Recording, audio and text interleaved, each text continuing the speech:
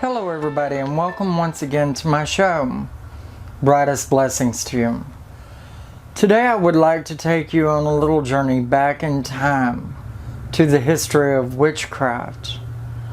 Now a lot of you might say, why would I want to go back into the history of witchcraft? Why would I want to reflect on something that transpired long ago? And more than that, why would I want to reflect on something so dark and negative as the things that had transpired back then?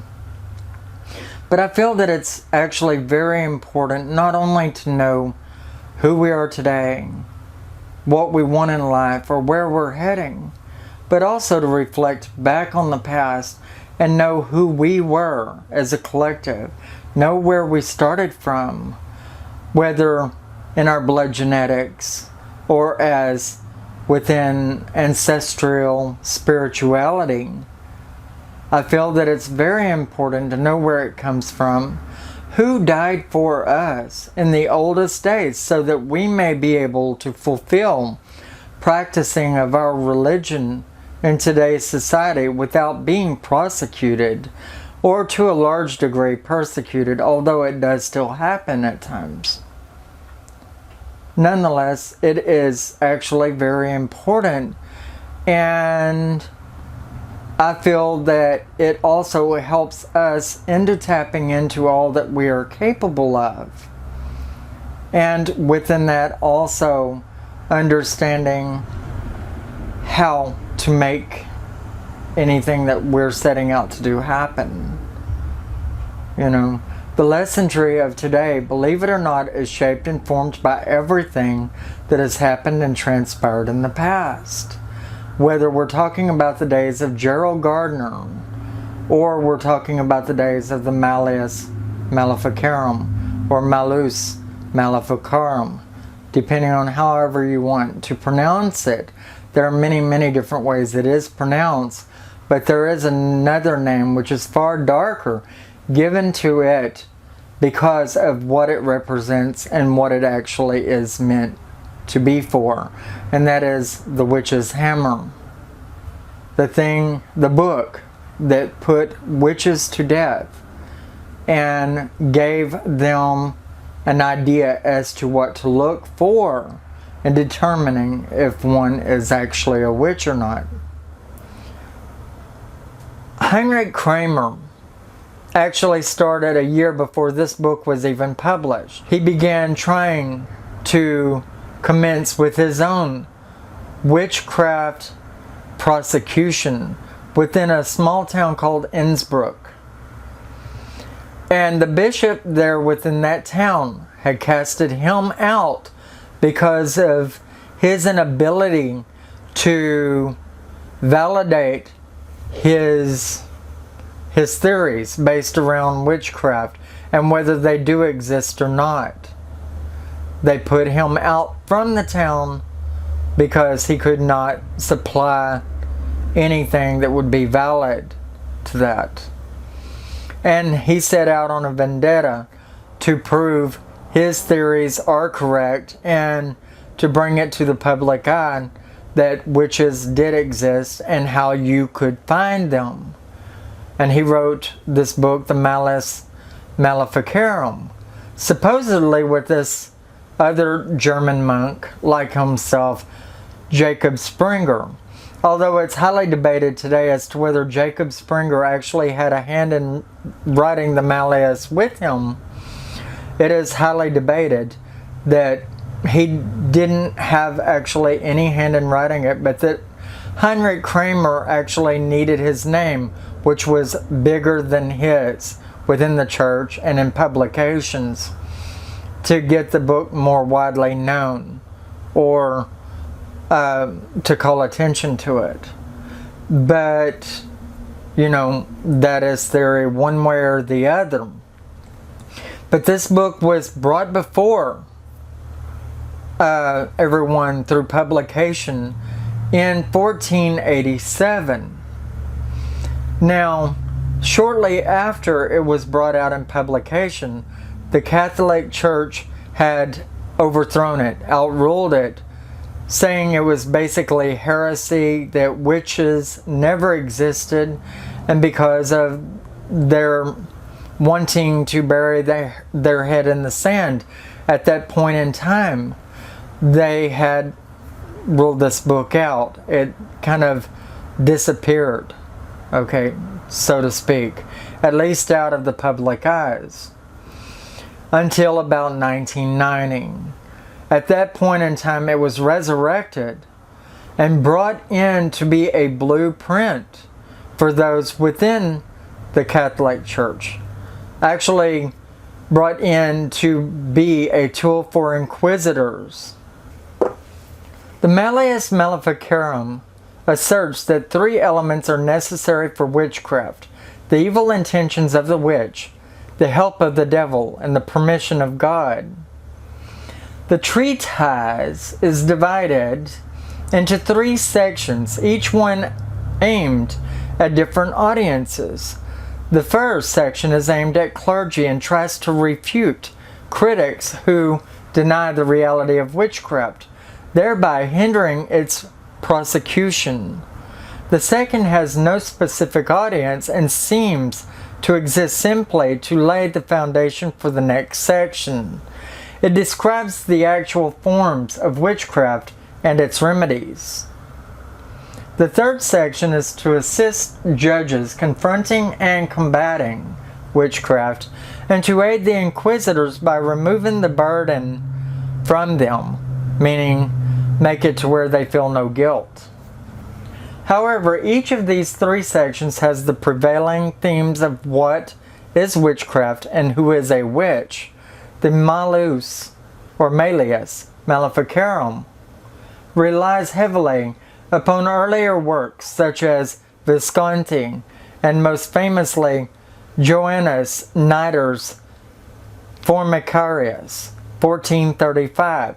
It also draws heavily from the works of Augustine and Aquinas, however you want to pronounce it. Aquinas? Anyway, which are much earlier works. Other books, I guess, that were more, fictional within their time. Section 1 examines the concept of witchcraft theoretically from the point of view of natural philosophy and theology. Specifically, it addresses the question of whether witchcraft is real phenomenon or imaginary, perhaps deluding phantasms of the devil, or simply the fantasies of overwrought human minds. The conclusion drawn is that witchcraft must be real because the devil is real. Witches entered into a pact with Satan to allow them the power to perform harmful magical acts, this establishing an essential link between witches and the devil. So they say in Section 1. Section 2. Matters of practice and actual cases are discussed, and the powers of witches and their recruitment strategies. It states that it is mostly witches, as opposed to the devil, who does the recruiting. By making something go wrong in the life of a respectable matron, referring to only women, I guess, at this point in time, that makes her consult the knowledge of a witch, or by introducing young maidens to tempting young devils. It details how witches cast spells and remedies that can be taken to prevent witchcraft or help those who have been affected by it. Alright, that was Section 2. Section 3. Section 3 is the legal part of the Malleus Maleficarum that describes how to prosecute a witch. The arguments are clearly laid for the magistrates prosecuting witches. This section offers a step-by-step guide to the conduct of a witch trial.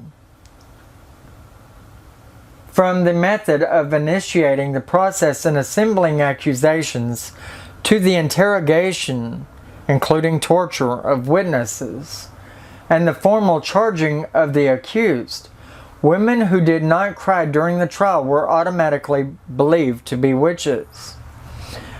And so much more about it. It's very sad how this has transpired and how it has affected us quite clearly throughout history since.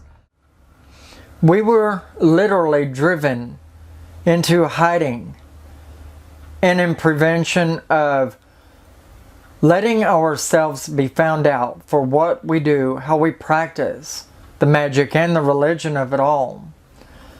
We did not allow anything to show for who we are, for fear of being put to death.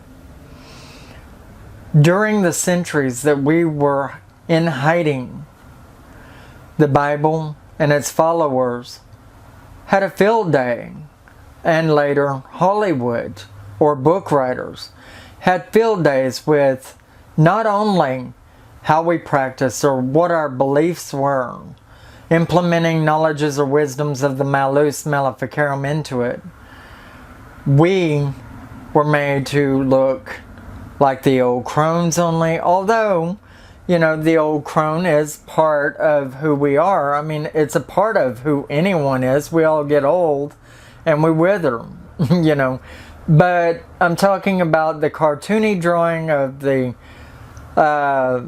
witch riding the broom with a big wart on the side of the chin and all of that. Not saying that we don't hobby horse the broom now and then in celebration of the god and goddess, or holding it up to show how we want the corn to grow, or not even abstaining from the fact that we wear our black pointy hats to direct energy as a cone. We do all of that. But we do it with taste, right? The Malleus was a horrible thing that was inflicted on all of our foremothers and fathers in the past. All that were put to death for this reviling act that was put upon us by those that felt that they were doing right. There are so many different people that I know that practice witchcraft who do it in hiding still and don't let themselves be known for what they do. Because of that, even then. And even more so, I have Christians that come in to get tarot card readings done, as well as agnostics and so forth, that are afraid of other people seeing them walk in here in the daytime. And so for that reason they try to come at night, generally whenever I'm closed. But people are still highly afraid of prosecution and persecution. This has been Lady Leeanna with another edition of Wicca for today, and I truly hope that I've been of a help to you on this eve, and that you'll join me again for another edition. Please subscribe and share the video around to help my channel be known by everyone else and to support it, okay? I really do appreciate that. Y'all have been so good to me, and really I love you to death. You take care, and bright blessings to you. Bye-bye.